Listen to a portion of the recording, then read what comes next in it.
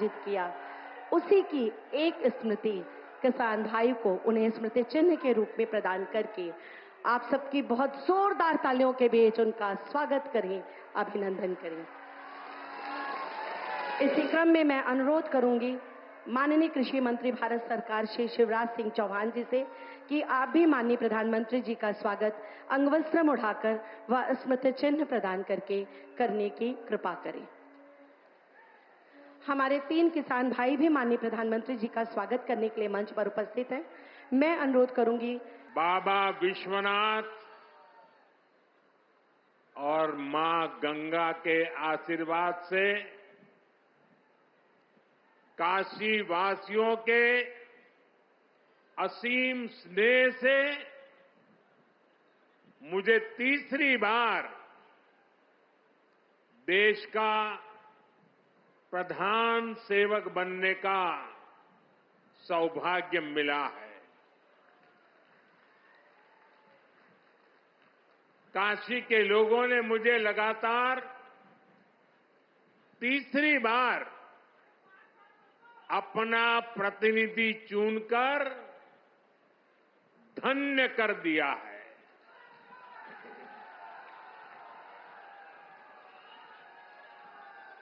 अब तो मां गंगा ने भी जैसे मुझे गोद ले लिया है, मैं यहीं का हो गया हूं। इतनी गर्मी के बावजूद आप सभी यहां बड़ी संख्या में आशीर्वाद देने आए और आपकी ये तपस्या देख करके सूर्य देवता भी थोड़ा ठंडक बरसाने लग गया। मैं आपका आभारी हूं, मैं आपका ऋणी हूं। साथियों, भारत में 18वीं लोकसभा के लिए हुआ ये चुनाव भारत के लोकतंत्र की विशालता को, भारत के लोकतंत्र के सामर्थ्य को, भारत के लोकतंत्र की व्यापकता को, भारत के लोकतंत्र की जड़ों की गहराई को दुनिया के सामने पूरे सामर्थ्य के साथ प्रस्तुत करता है। इस चुनाव में देश के 64 करोड़ से ज्यादा लोगों ने मतदान किया है। पूरी दुनिया में इससे बड़ा चुनाव कहीं और नहीं होता है, जहां इतनी बड़ी संख्या में लोग वोटिंग में हिस्सा लेते हैं। अभी मैं G7 की बैठक में हिस्सा लेने के लिए इटली गया था। G7 के सारे देशों के सारे मतदाताओं को मिला दे तो भी भारत के वोटर्स की संख्या उनसे 1.5 गुना ज्यादा है। यूरोप के तमाम देशों को जोड़ दें, यूरोपियन यूनियन के सारे मतदाताओं को जोड़ दें, तो भी भारत के वोटर्स की संख्या उनसे 2.5 गुना ज्यादा है।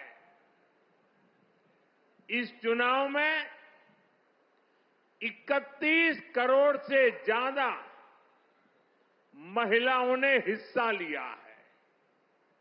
ये एक देश में महिला वोटर्स की संख्या के हिसाब से पूरी दुनिया में सबसे ज्यादा है। ये संख्या अमेरिका की पूरी आबादी के आसपास है। भारत के लोकतंत्र की यही खूबसूरती, यही ताकत पूरी दुनिया को आकर्षित भी करती है, प्रभावित भी करती है। मैं बनारस के हर मतदाता का भी लोकतंत्र के एक उत्सव को सफल बनाने के लिए आभार व्यक्त करता हूं। ये बनारस के लोगों के लिए भी गर्व की बात है। काशी के लोगों ने तो सिर्फ एमपी नहीं, बल्कि तीसरी बार पीएम भी चुना है। इसलिए आप लोगों को तो डबल बधाई। साथियों, इस चुनाव में देश के लोगों ने जो जनादेश दिया है वो वाकई अभूतपूर्व है। इस जनादेश ने एक नया इतिहास रचा है। दुनिया के लोकतांत्रिक देशों में ऐसा बहुत कम ही देखा गया है कि कोई चुनी हुई सरकार लगातार तीसरी बार वापसी करे। लेकिन इस बार भारत की जनता ने ये भी करके दिखाया है। ऐसा भारत में 60 साल पहले हुआ था। तब से भारत में किसी सरकार ने इस तरह हैट्रिक नहीं लगाई थी। आपने ये सौभाग्य हमें दिया, अपने सेवक मोदी को दिया। भारत जैसे देश में जहां युवा आकांक्षा इतनी बड़ी है, जहां जनता के अथाह सपने हैं, वहां लोग अगर किसी सरकार को 10 साल के काम के बाद फिर सेवा का अवसर देते हैं तो ये बहुत बड़ी विक्ट्री है, बहुत बड़ा विजय है और बहुत बड़ा विश्वास है। आपका ये विश्वास मेरी बहुत बड़ी पूंजी है। आपका ये विश्वास मुझे लगातार आपकी सेवा के लिए, देश को नई ऊंचाई पर पहुंचाने के लिए कड़ी मेहनत करने की प्रेरणा देता है। मैं दिन रात ऐसे ही मेहनत करूंगा आपके सपनों को पूरा करने के लिए, आपके संकल्पों को पूरा करने के लिए मैं हर प्रयास करूंगा। साथियों, मैंने किसान, नौजवान, नारी शक्ति और गरीब, इन्हें विकसित भारत का मजबूत स्तंभ माना है। अपने तीसरे कार्यकाल की शुरुआत मैंने इन्हीं के सशक्तिकरण से की है। सरकार बनते ही सबसे पहला फैसला किसान और गरीब परिवारों से जुड़ा फैसला लिया गया है। देश भर में गरीब परिवारों के लिए 3 करोड़ नए घर बनाने हो या फिर पीएम किसान सम्मान निधि को आगे बढ़ाना हो, ये फैसले करोड़ों करोड़ों लोगों की मदद करेंगे। आज का ये कार्यक्रम भी विकसित भारत के इसी रास्ते को सशक्त करने वाला है। आज इस खास कार्यक्रम में काशी के साथ साथ काशी से ही देश के गांवों के लोग जुड़े हैं। करोड़ों किसान हमारे साथ जुड़े हुए हैं और ये सारे हमारे किसान माताएं, भाई बहनें आज इस कार्यक्रम की शोभा बढ़ा रहे हैं। मैं अपनी काशी से हिंदुस्तान के कोने कोने में, गांव गांव में आज टेक्नोलॉजी से जुड़े हुए सभी किसान भाई बहनों का, देश के नागरिकों का अभिवादन करता हूं। थोड़ी देर पहले ही देश भर के करोड़ों किसानों के बैंक खाते में पीएम किसान सम्मान निधि के 20,000 करोड़ रुपए पहुंचे हैं। आज 3 करोड़ बहनों को लखपति दीदी बनाने की तरफ भी बहुत बड़ा कदम उठाया गया है। कृषि सखी के रूप में बहनों की नई भूमिका उन्हें सम्मान और आय के नए साधन दोनों सुनिश्चित करेंगे। मैं अपने सभी किसान परिवारों को, माताओं बहनों को बहुत बहुत शुभकामनाएं देता हूं। साथियों, पीएम किसान सम्मान निधि आज दुनिया की सबसे बड़ी डायरेक्ट बेनिफिट ट्रांसफर स्कीम बन चुका है। अभी तक देश के करोड़ों किसान परिवारों के बैंक खाते में 3.25 लाख करोड़ रुपए जमा हो चुके हैं। यहां वाराणसी जिले के किसानों के खाते में भी 700 करोड़ रुपए जमा हुए हैं। मुझे खुशी है कि पीएम किसान सम्मान निधि में सही लाभार्थी तक लाभ पहुंचाने के लिए टेक्नोलॉजी का बेहतर इस्तेमाल हुआ है।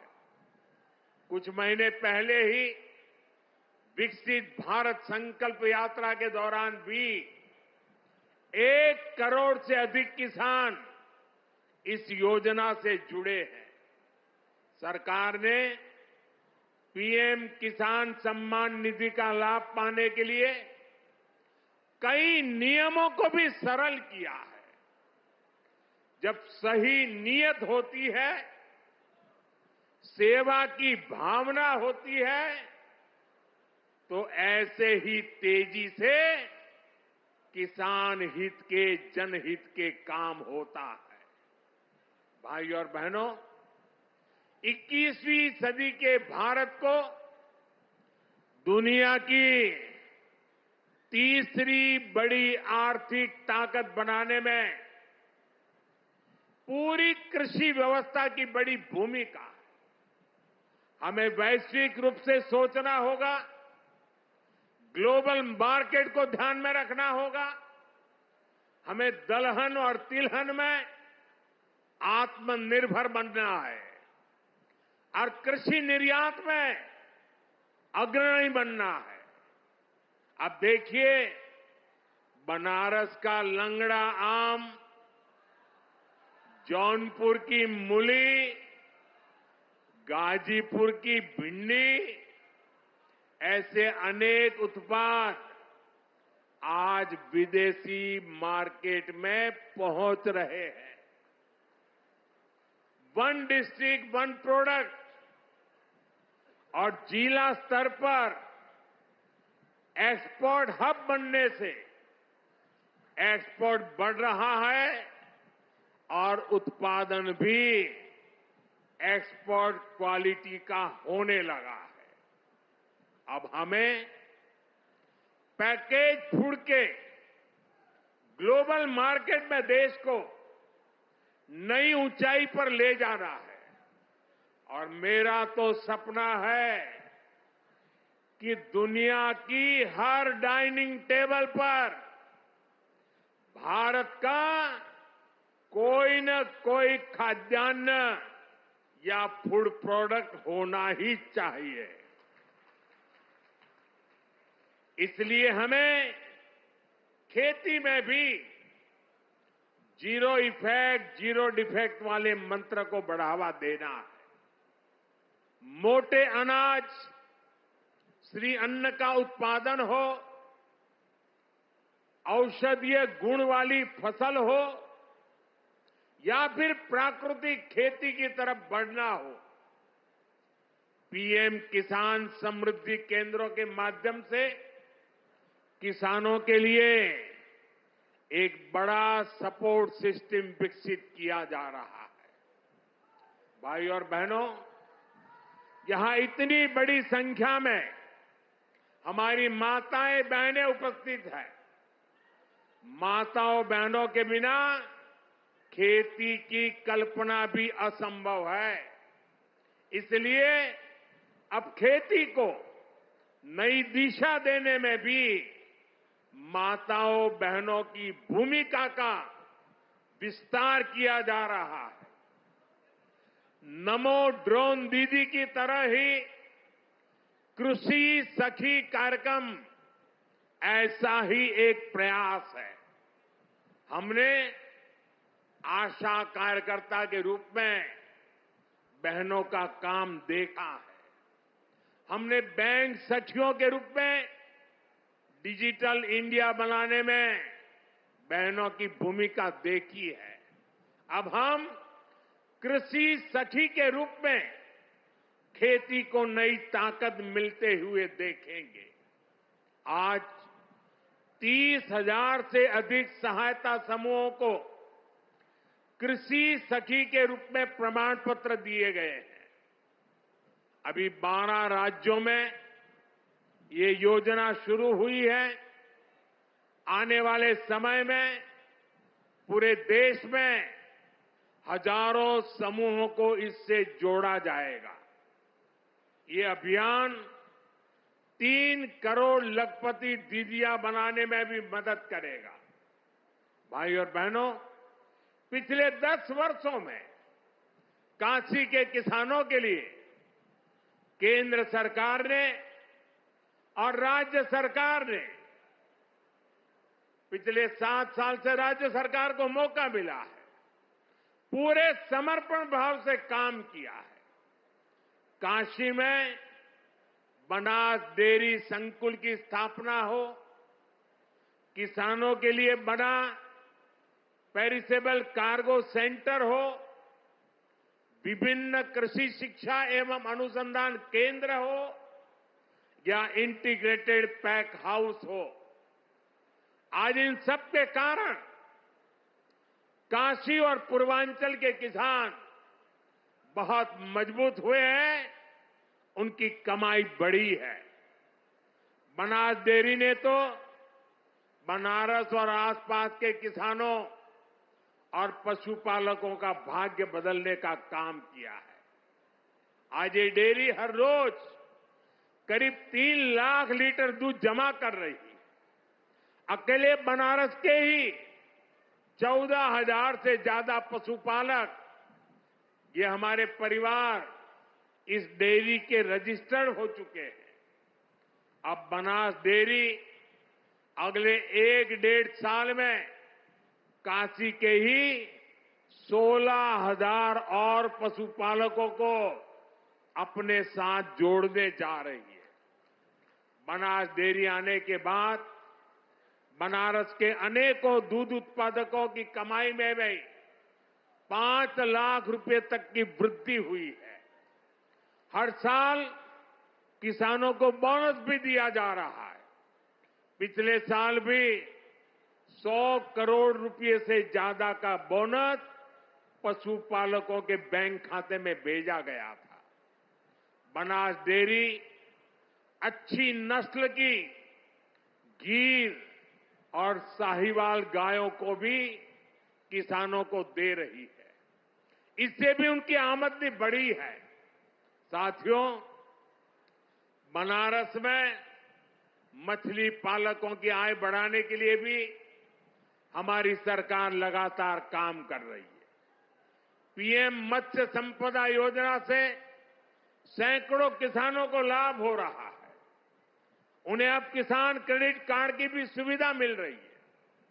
यहां पास में चंदौली में करीब 70 करोड़ की लागत से आधुनिक फिश मार्केट का निर्माण भी किया जा रहा है। इससे भी बनारस के मछली पालन से जुड़े किसानों को मदद मिलेगी।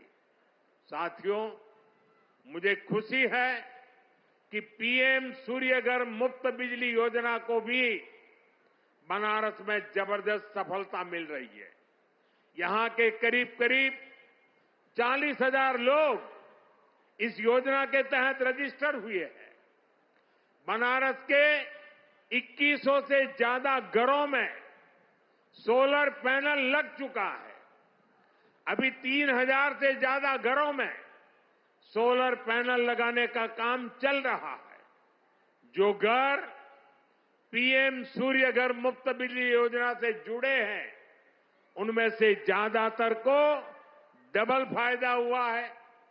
उनका बिजली बिल तो जीरो हो ही गया है, 2-3 हजार रुपये की कमाई भी होने लगी है। साथियों, बीते 10 सालों में बनारस शहर और आसपास के गांवों में कनेक्टिविटी का जो काम हुआ है, उससे भी बहुत मदद हुई है। आज काशी में देश के सबसे पहले सिटी रोपवे प्रोजेक्ट का काम अपने आखिरी पड़ाव तक पहुंच रहा है। गाजीपुर, आजमगढ़ और जौनपुर के रास्तों को जोड़ती रिंग रोड विकास का रास्ता बन गई है। फुलवरिया और चौका घाट के फ्लाईओवर बनने से जाम से जूझने वाले बनारस के आप लोगों को बहुत राहत हुई है। काशी, बनारस और कैंट रेलवे स्टेशन अब एक नए रूप में पर्यटकों और बनारसी लोगों का स्वागत कर रहे हैं। बाबतपुर एयरपोर्ट का नया रूप न सिर्फ यातायात बल्कि व्यापार को भी सहूलियत दे रहा है। गंगा घाटों पर होता विकास, बीएचयू में बनती नई स्वास्थ्य सुविधाएं, शहर के कूड़ों का नवीन रूप और वाराणसी में जगह जगह विकसित होती नई व्यवस्था काशी वासियों को गौरव की अनुभूति कराती है। काशी में स्पोर्ट्स को लेकर जो काम हो रहा है, नए स्टेडियम का जो काम हो रहा है, वो भी युवाओं के लिए नए मौके बना रहा है। साथियों, हमारी काशी संस्कृति की राजधानी रही है। हमारी काशी ज्ञान की राजधानी रही है। हमारी काशी सर्व विद्या की राजधानी रही है। लेकिन इन सबके साथ साथ काशी एक ऐसी नगरी बनी है जिसने सारी दुनिया को ये दिखाया है कि हेरिटेज सिटी भी अर्बन डेवलपमेंट का नया अध्याय लिख सकती है। विकास भी और विरासत भी का मंत्र काशी में हर तरफ दिखाई देता है। और इस विकास से सिर्फ काशी का लाभ नहीं हो रहा, पूरे पूर्वांचल के जो परिवार काशी में अपने कामकाज और जरूरतों के लिए आते हैं, उन सभी को भी इन सारे कामों से बहुत मदद मिलती है। साथियों, बाबा विश्वनाथ की कृपा से काशी के विकास की ये नई गाथा अनवरत चलती रहेगी। मैं एक बार फिर देश भर से जुड़े सभी किसानों साथियों का, सभी किसान भाई बहनों का हृदय से अभिवादन करता हूं, बधाई देता हूं। काशीवासियों का भी मैं फिर से हृदय से आभार व्यक्त करता हूं। नमः पार्वती पतये हर हर महादेव।